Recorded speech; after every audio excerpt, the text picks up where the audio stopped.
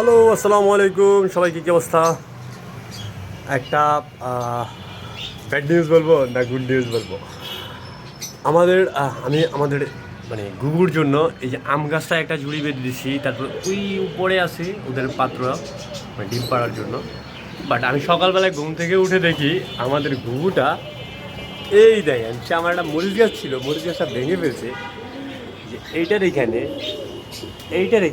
সে ডিম দিছে, এবং ডিম দিয়ে সে এটা চা দিচ্ছে। দেখেন কেমনটা লাগে এখন। মানে এক তো হচ্ছে এটা পানি ভিজা, তার উপরে এটার উপরে ডিম দিয়া সেটা তা দিচ্ছি।